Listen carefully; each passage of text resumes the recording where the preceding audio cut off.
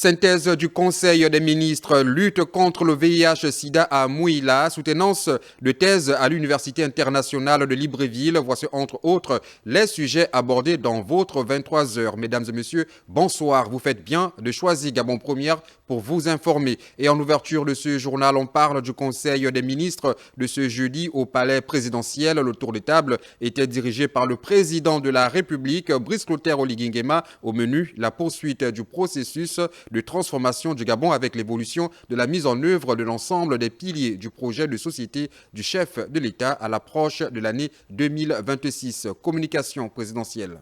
C'est autour de l'ensemble des objectifs de l'année 2026 que se sont déroulés les travaux de ce Conseil des ministres se tenant à l'orée de cette année.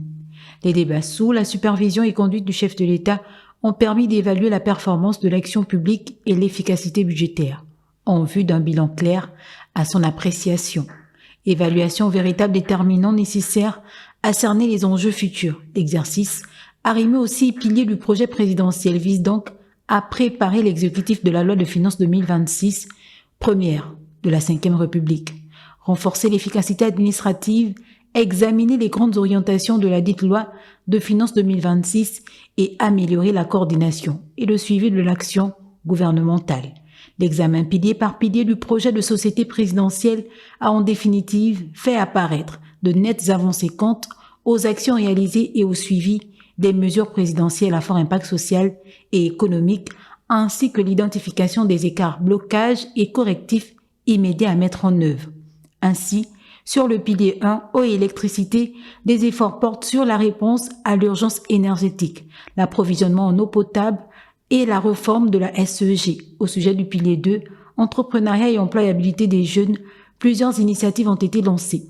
Les ambitions à l'horizon 2032 étant 10 incubateurs, 5000 entrepreneurs formés, 500 entreprises labellisées et une réduction significative du chômage des jeunes. Le pilier 3, lui, centré sur le logement, les travaux publics et l'économie numérique, plusieurs projets sont en cours. Les projections à l'horizon 2032 tablent sur 50 000 logements, 300 km de route, 90% de couverture Internet et la numérisation intégrale des services publics. Enfin, le pilier 5, diversification économique, environnement et gouvernance. Des résultats tangibles sont enregistrés.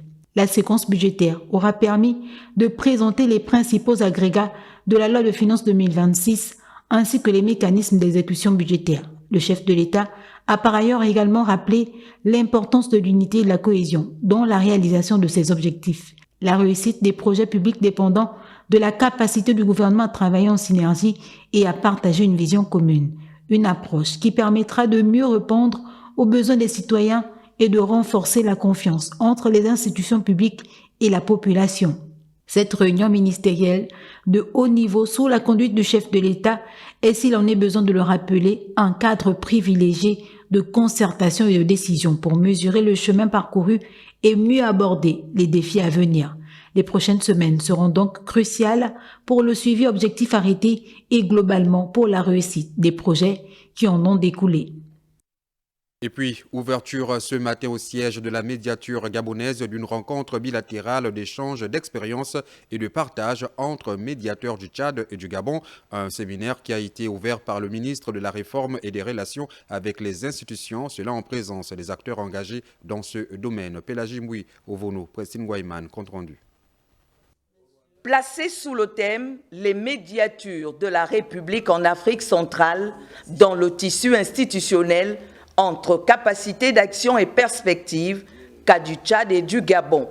Cette rencontre vise à analyser le rôle, les missions et les défis des institutions de médiation dans la consolidation de l'état de droit, de la bonne gouvernance et de la paix sociale.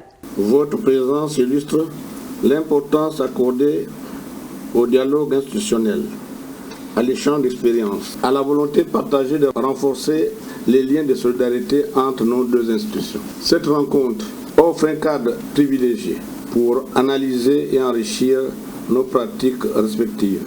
Durant 3 jours, les participants échangent autour des mécanismes de règlement pacifique des différends, du renforcement des capacités d'action des médiateurs et des perspectives. De prime abord, il me faut remercier la médiature du Gabon pour l'accueil très chaleureux qui nous a été réservé. Nous sommes pour pacifier le pays, nous sommes pour rendre les droits aux citoyens, nous sommes pour le renforcement de nos républiques. J'espère vraiment qu'avec le temps, nos supérieurs comprendront la nécessité de nous laisser travailler indépendamment tout en les aidant. Les travaux ont été ouverts par le ministre de la Réforme en présence de l'ensemble des acteurs engagés dans la médiature au Gabon. Nous sommes heureux que le Tchad vienne s'imprégner des travaux qui ont été menés chez nous. Le chef de l'État, chef du gouvernement, le président de la République, son Excellence Brice Clotaire Oligui-Nguema, veut asseoir une république apaisée. Et ça passe par une médiation véritable. Il est convaincu que le Gabon peut se situer dans une trajectoire totalement apaisée d'une médiation à qui on donne les pleins pouvoirs pour agir. Cette rencontre bilatérale marque une étape importante dans la dynamique de mutualisation des bonnes pratiques entre le Tchad et le Gabon, avec pour ambition de faire de la médiation un levier efficace de stabilité institutionnelle et de rapprochement entre l'administration et les citoyens. Pour la suite de ce journal, je vous fais lecture de ces communiqués. Le président de l'Assemblée nationale, l'honorable Michel Régis Onanga Ndiaye, informe les honorables députés et l'ensemble du personnel que, conformément aux dispositions de l'article 85 de la Constitution, la cérémonie de clôture de la seconde session ordinaire aura lieu ce vendredi 19 décembre 2025 à 10h au palais Léomba. La présence de tous est de rigueur. Tenue sombre, écharpe et gros pins est exigé. Par ailleurs, le président du Sénat, Madame Huguette Yvonne Niana Ekoum, épouse Aouri Onanga, porte à la connaissance de mesdames et messieurs les sénatrices et sénateurs que la cérémonie solennelle de clôture de la seconde session ordinaire de l'année 2025 aura lieu le vendredi 19 décembre 2025 à 13h dans la salle des plénières du siège provisoire du Sénat. La tenue vestimentaire recommandée pour la circonstance est la tenue de ville de couleur sombre couronnée de l'écharpe symbole du Parlement de la République gabonaise. Le Centre national Ndossi et Akomga a vibré ce jour au rythme de l'espoir, de l'engagement et de la solidarité. Le ministère des Affaires sociales y a organisé en différé la célébration de la Journée internationale des personnes handicapées, placée cette année sous le thème national fort et interpellateur « Tolérance zéro aux violences faites aux enfants en situation de handicap ». Le point avec Léa Virginia Tsam et Gérard Mindou. Les enfants en situation de handicap demeurent parmi les plus vulnérables face aux violences physiques, psychologiques et sociales. La célébration différée de la Journée internationale des personnes vivant avec un handicap est une occasion de rappeler cette réalité souvent silencieuse. Nous devons regarder ces violences en face, car l'intimidation, l'abandon, la négligence, les abus se cachent parfois derrière l'ignorance, la honte, ou un silence coupable. Mais ils ne peuvent pas prospérer là où l'amour et l'éducation règnent. L'enfant qui porte un handicap n'est pas inférieur, il est simplement différent. Cette journée, elle est un rappel puissant que l'inclusion n'est pas une option, mais un droit fondamental inscrit dans la Convention relative aux droits des personnes handicapées que le Gabon a ratifiée. Les temps forts de la cérémonie, la remise des kits aux commerçantes en situation de handicap et la diffusion d'un film de sensibilisation sur les violences faites aux enfants handicapés. Le ministère, à travers le Centre national Ndossi et Akomga, réaffirme avec force que nul enfant ne doit être laissé pour compte, encore moins lorsqu'il est en situation de handicap, d'abandon, de maltraitance, de négligence ou exposé à toute autre situation susceptible de compromettre son bien-être. Cette célébration marque également le lancement d'une campagne nationale Tolérance zéro, prévue le 18, 19 et 23 décembre. Suite à d'importants dégâts matériels enregistrés lors des dernières intempéries qui se sont produites le lundi 15 décembre dernier, le ministre de la Santé par intérim est allé constater les dégâts occasionnés par cet événement météorologique sur les bâtiments de l'hôpital régional de Mélène. Le point avec Ginette Mougoula Massala et Chélie Mania. La soirée du lundi 15 décembre 2025 a été marquée par des fortes pluies occasionnant ainsi de nombreux dégâts matériels dans le Grand Libreville. À l'hôpital régional de Mélène, les bâtiments publics ont subi les affres de cette pluie. Informée, la ministre de la Santé par intérim s'est rendue sur place pour constater les dégâts. Après un orage violent, nous avons perdu une grande partie des toits de la maternité notamment et du bloc opératoire de gynéco-obstétrique. Nous avons reçu la visite de notre ministre de tutelle avec toute son équipe. Nous lui avons fait part des actions qui ont été prises. La plus importante était de sécuriser les mamans et leurs bébés qui étaient hospitalisés. Elles ont été mises à l'abri. Nous avions également des problèmes d'électricité majeurs avec risque de départ de feu. Donc les bâtiments ont été électriquement isolés. Là, notre réflexion commune est de voir comment les activités peuvent redémarrer pour le bien-être de nos concitoyens. Les conséquences de cette averse ont été alarmantes, plongeant de nombreuses familles dans une détresse tout en laissant au passage des sans-abri. L'une des activités les plus impactées est peut-être notre plus grosse activité en matière de chirurgie et d'accouchement, c'est au niveau de la maternité. Nous sommes donnés pour mission de redémarrer au plus tôt ces activités. Il est temps de rappeler l'urgence de renforcer les infrastructures sanitaires dans notre pays en vue de prévenir de telles catastrophes. Par ailleurs, le ministre de la Santé et ses partenaires techniques et financiers OMS et autres viennent de procéder à l'installation d'une cinquantaine d'agents de santé communautaires formés dans le cadre de la subvention de lutte contre le paludisme, tuberculose et bien d'autres maladies. Le but est d'avoir une santé construite avec les communautés et pour les communautés. Le point avec Ingrid Bijou-Mombo, Francis Edes-Ngomo et Rose Klein-Zongela.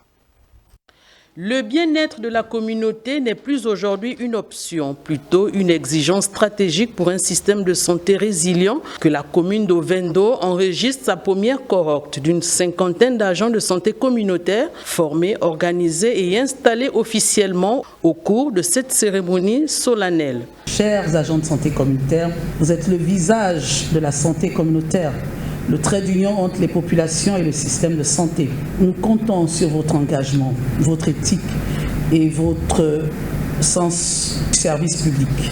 Votre action quotidienne contribuera directement à améliorer la santé et le bien-être de nos communautés. Face à la vulnérabilité sociale et territoriale, la santé communautaire s'impose comme une réponse adaptée, durable et inclusive. L'OMS a été un partenaire privilégié dans l'élaboration de cette stratégie qui a identifié 14 départements sanitaires pilotes, dont Ovendo, sur la base de critères rigoureux des charges sanitaires et des besoins communautaires.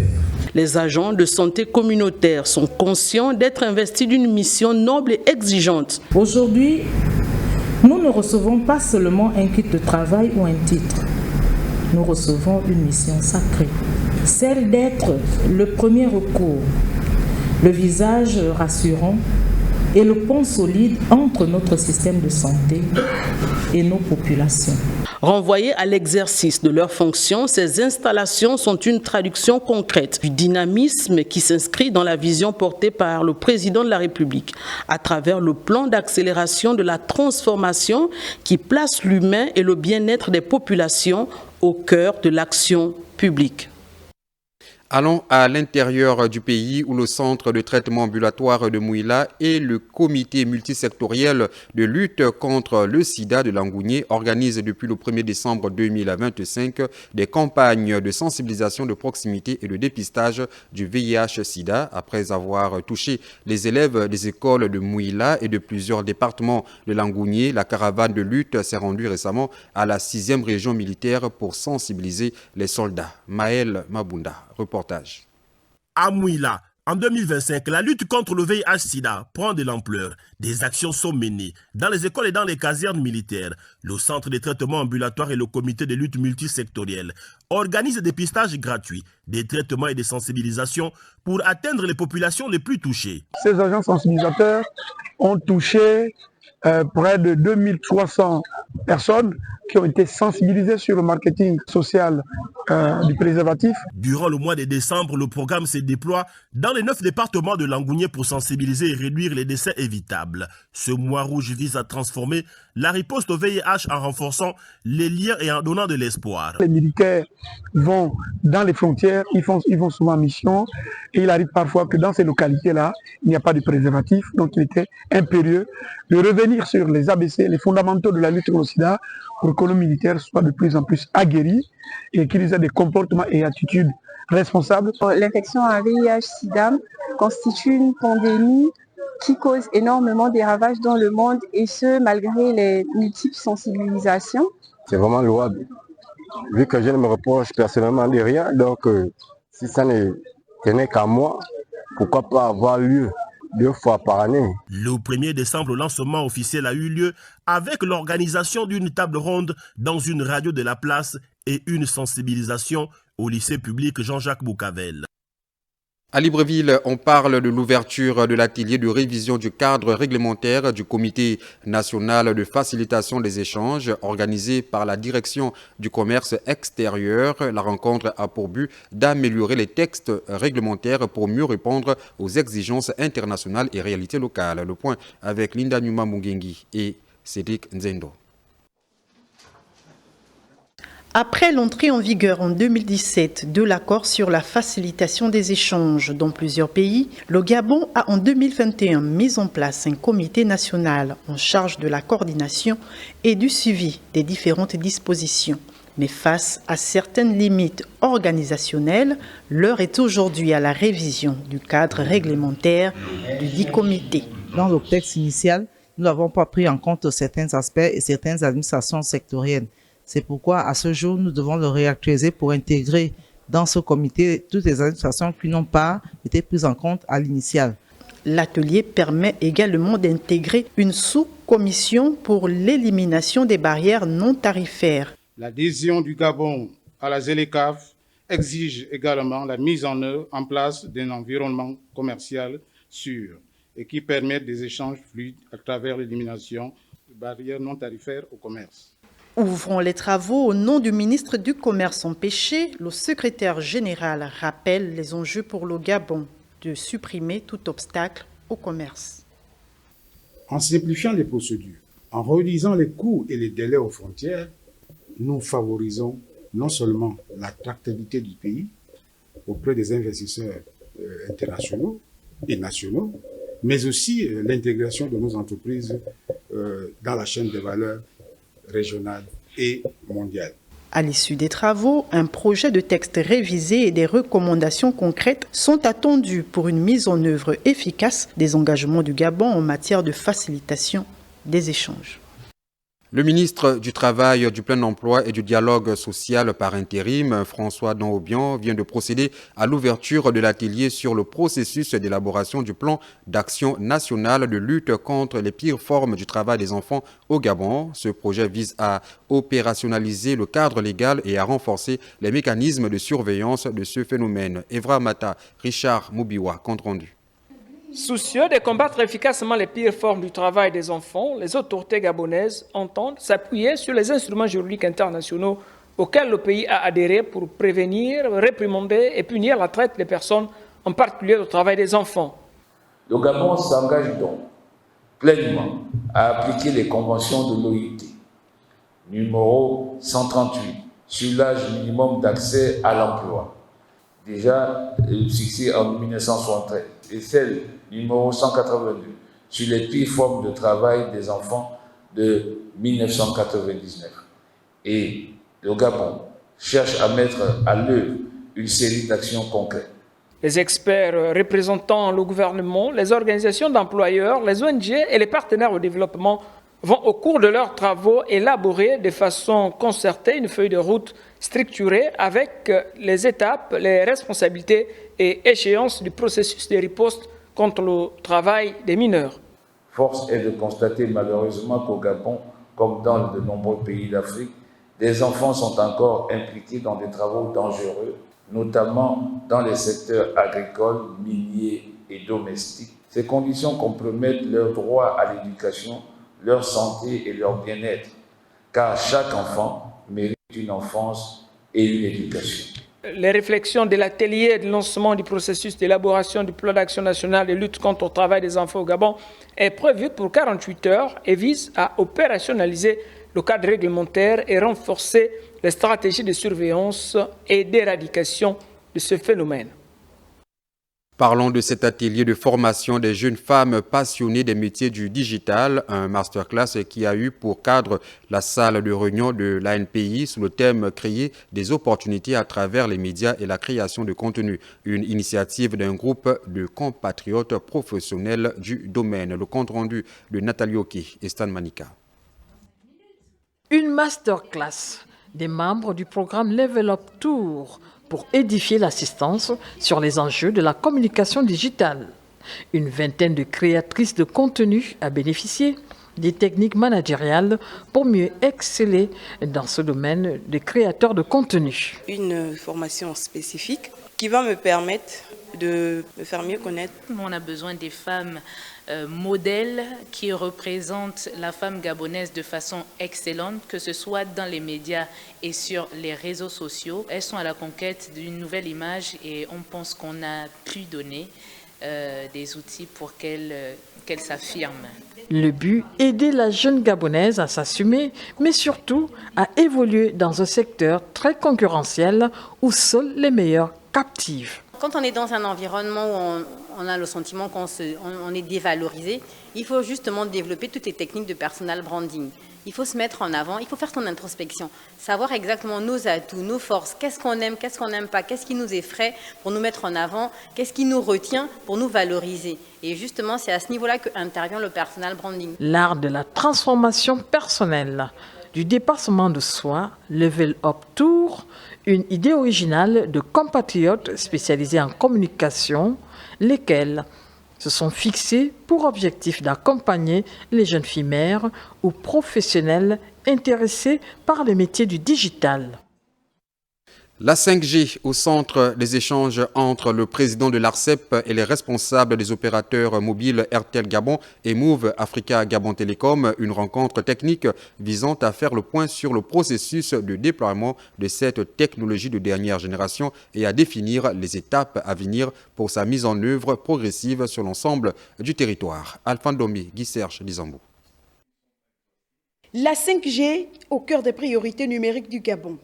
Lors de cette séance de travail entre le président de l'ARCEP et les responsables des opérateurs Airtel Gabon et Move Africa Gabon Télécom, il a été question de faire le point sur le processus de lancement de cette nouvelle technologie sur le territoire national. Aujourd'hui, nous avons parlé concrètement de 5G. Nous sommes effectivement arrivés à un niveau de maturité du marché qui nous permet de réfléchir au passage à la 5G. Ça a été l'occasion aussi de discuter avec Monsieur le Président de l'ARCEP à la fois des prérequis, des contraintes, dans un esprit constructif, afin de mener à bon port ce projet très important pour le pays et bien entendu dans les meilleurs délais. Les échanges ont permis également de rappeler les enjeux de cette nouvelle génération de connectivité mobile. La 5G peut créer beaucoup de capacités, ça veut dire plus d'Internet. S'il y a plus d'Internet, l'Internet devient plus rapide, ça devient plus accessible en général. C'est une bonne chose pour le consommateur. Les ingrédients sont là. Maintenant, si tous les acteurs travaillent ensemble, on pourrait faire un bon gâteau ensemble avec ces ingrédients. Si le déploiement se fera de façon progressive, les acteurs du secteur s'accordent à dire que cette avancée technologique constitue un levier essentiel pour le développement économique du pays, en améliorant la qualité des services et en ouvrant la voie à de nouveaux usages. Léon Paul Mvuba Okori, le président du conseil d'administration de l'ANUTTC, vient de diriger le dernier conseil d'administration de l'année 2025. L'ordre du jour portait sur le bilan de l'année et les perspectives de l'agence à l'heure de l'application de la taxe forfaitaire d'habitation. Andinel Tungi, Herben Digui, Rosette Nzongela, compte rendu. Ce conseil d'administration s'ouvre dans un contexte marqué par l'adoption de la loi relative à la taxe forfaitaire d'habitation. L'Agence nationale de l'urbanisme, des travaux topographiques et du cadastre, bras séculaire de l'État en la matière, adopte son budget 2026 en recettes et en dépenses à la somme de 14 milliards de francs CFA. La particularité de ce conseil est triple. Premièrement, il marque, comme nous l'avons souligné plus haut, le bilan des activités de l'année 2025. Afin de proposer des stratégies pour répondre à la forte demande de nos concitoyens pour l'acquisition ou la régularisation foncière. Deuxièmement, il nous permet d'examiner l'activité financière de l'ANUTTC conformément au texte en vigueur et enfin les perspectives de l'année 2026. Sous la supervision du président du Conseil, les administrateurs ont suivi et adopté le rapport du cabinet d'expertise comptable pour la validation des comptes, ceci dans le cadre du bilan des activités qui se résume à plus de 1400 décisions de cession. La viabilisation et la production de parcelles en vue de la cession des lots et leur mise en disposition de populations seront la manifestation concrète pour nous d'accompagner le président de la République dans sa politique foncière en faveur des Gabonais. Il sera également question de mettre définitivement en branle le manuel des procédures réalisé par l'agence. La pleine participation de toutes les directions au projet d'entreprise avec la tenue des comités de direction permanents pour maintenir la stratégie de l'entreprise. L'élaboration d'un code relatif à l'éthique et à la déontologie, ainsi que des questions de qualité, hygiène, sécurité et environnement, QHCE. Grâce au soutien du président de la République, les premiers lotissements aménagés de l'ANUTTC pourront être livrés l'année prochaine, notamment à Koltang, Okolasi et Bolokobo au Cap Extérias. La communauté scientifique et le public étaient invités aux premières soutenances de thèse de doctorat à l'Université internationale de Libreville. Berthéjean, l'un des impétrants, a défendu une thèse sur le juge constitutionnel et les crises en Afrique noire francophone. Andidel Tungi, Légestan Manika pour le point.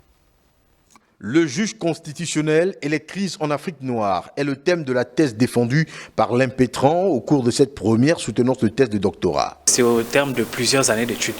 Plusieurs années d'études, c'est des sacrifices, ce sont des nuits blanches. Et en réalité, ce n'est que la consécration aussi de l'encadrement qu'il y a eu autour. L'université qui n'a aménagé aucun effort en mettant à notre disposition les moyens financiers, mais également humains, afin que ce travail puisse aboutir à son accomplissement aujourd'hui. Mais c'est également un sentiment d'insatisfaction, parce que nous sortons de là avec aussi des observations qui nous donnent encore à nous améliorer et approfondir encore la recherche. En réalité, ce n'est que le commencement. Nous avons apprécié les qualités formelles, n'est-ce pas, de ce travail, un travail qui est bien écrit, qui est lisible et qui nous a permis, n'est-ce pas, de mieux comprendre cette dynamique relationnelle entre le juge constitutionnel et les crises en Afrique noire francophone. Cet événement scientifique consacre l'aboutissement du processus de structuration de la formation doctorale à l'Université internationale de Libreville-Berthéjean. Vous êtes désormais appelés à jouer un rôle majeur dans la production, la transmission et la valorisation du savoir.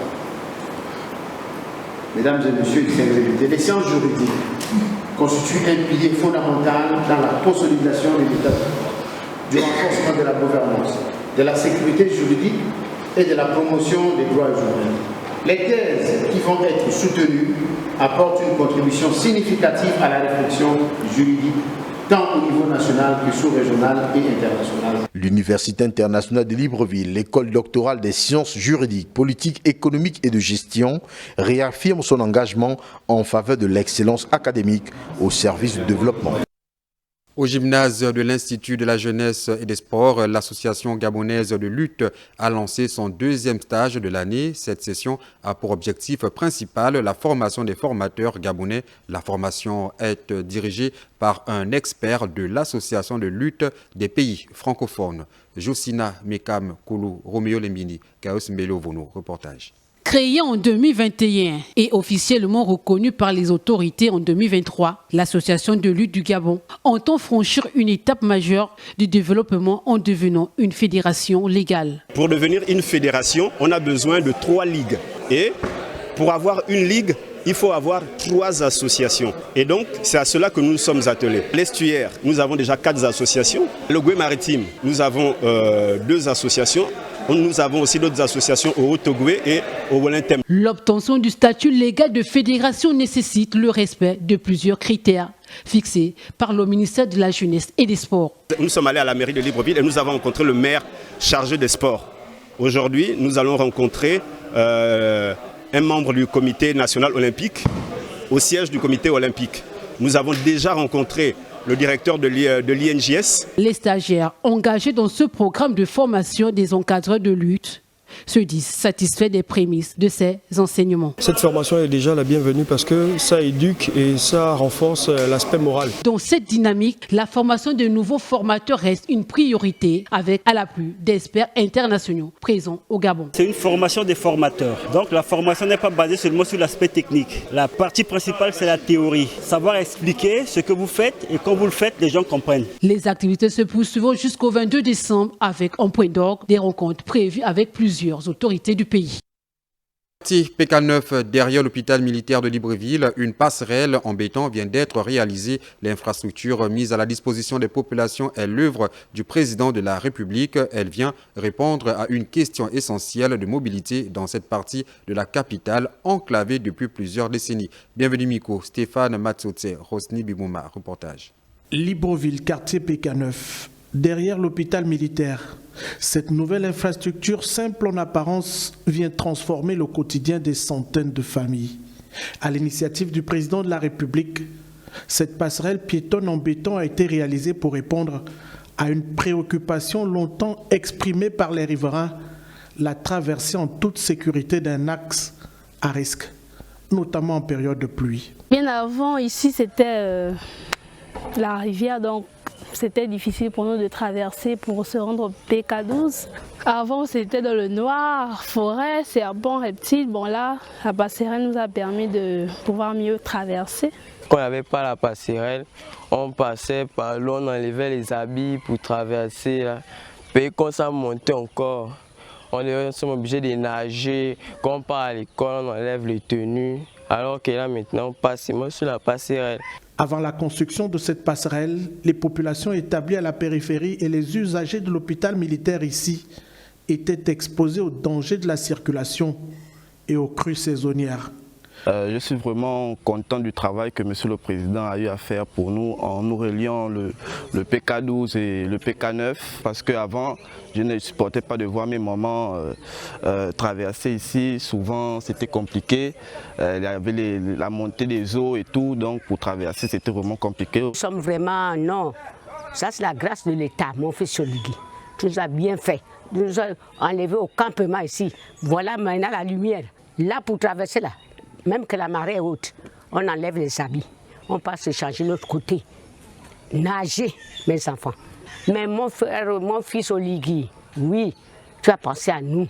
L'ouvrage met fin à des années de vulnérabilité en offrant un passage sûr, stable, durable et accessible en toute saison. Au-delà du béton et des armatures, cette passerelle incarne une vision sociale de l'action publique impulsée par le chef de l'État depuis son accession au pouvoir. Elle facilite l'accès aux unités de soins, sécurise les déplacements quotidiens et renforce la cohésion du quartier en reliant des zones auparavant difficiles d'accès. Nous sommes mobilisés ici depuis pratiquement 1 mois pour la réalisation d'une passerelle moderne. Passerelle moderne, c'est quoi? Ce sont des passerelles avec connexion Wi-Fi, avec des éclairages publics, avec des bancs publics. La connexion Wi-Fi permet à nos frères, à nos sœurs d'effectuer les recherches dans de bonnes conditions. C'est un projet qui a été initié par le président de la République, M. Brice Clotaire Oligui Nguema. C'est pourquoi nous sommes mobilisés dans le Grand Libreville pour la réalisation des passerelles. Les autorités compétentes nous ont fixé un délai de 1 mois et ici nous sommes à 95% de la livraison. Nous allons livrer la passerelle avec la grâce de Dieu d'ici samedi. Par cet investissement de proximité, le chef de l'État confirme son approche pragmatique du développement. Son intérêt manifeste pour les besoins réels des populations, avec pour objectif d'y apporter des solutions rapides et efficaces. La construction de la nouvelle passerelle s'inscrit bien dans une dynamique plus large de modernisation des infrastructures urbaines, où chaque ouvrage, même modeste, est pensé pour améliorer la qualité de vie des citoyens. La passerelle du PK9 n'est pas qu'un ouvrage d'art, elle est le symbole d'une gouvernance attentive aux préoccupations des citoyens là où ils vivent, une infrastructure de proximité qui, par son impact social immédiat, redonne confiance et espoir aux habitants. Et puis, lancement ce matin à l'Institut français du Gabon de la 10e édition du Festival gabonais de la bande dessinée. Le comité d'organisation et les acteurs ont, au cours de la conférence de presse inaugurale, exprimé leur ardent désir de passer au format numérique et animation de la bande dessinée gabonaise. On fait le point avec Arnaud Babekung et Évariste Ndoutoumou de notre rédaction.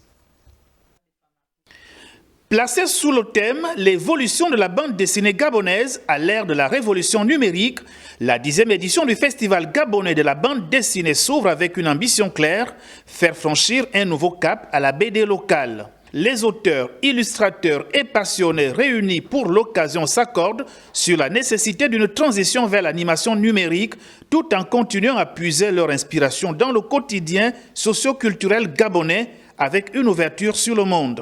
Pour eux, il est temps d'adapter la bande dessinée gabonaise aux standards internationaux. Il y a ce qu'on appelle dessin animé, qui est notre secteur aussi. Et nous voulons également quitter du papier également à l'animation.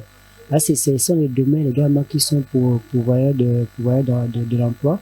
Il y a des expositions et il y a également des rencontres dédicaces pour ceux qui veulent acheter ou rencontrer des ouvriers. Et il y a également un atelier sur la BD et l'IA, parce qu'on parle de la révolution numérique, et l'IA également intervient également dans ce secteur-là, et on l'utilise énormément. Et à travers le numérique, on peut également faire aussi, grâce aux tablettes graphiques, certains peuvent dessiner. La première journée a été marquée par une conférence portant sur l'intérêt de pérenniser un tel événement. Les 2 jours suivants seront consacrés à des ateliers pratiques. Apprentissage du dessin de personnages BD, formation sur le passage du statut d'artiste amateur à celui de professionnel. Des masterclass et une exposition enrichiront également cette édition anniversaire tournée vers l'avenir. Voilà qui vient mettre un terme à cette édition d'information. Une pensée spéciale aux anciens élèves de la terminale A2 du lycée d'État Eugène Marcel Amogo de Franceville. Merci d'avoir été des nôtres. À demain, 23h. Au revoir.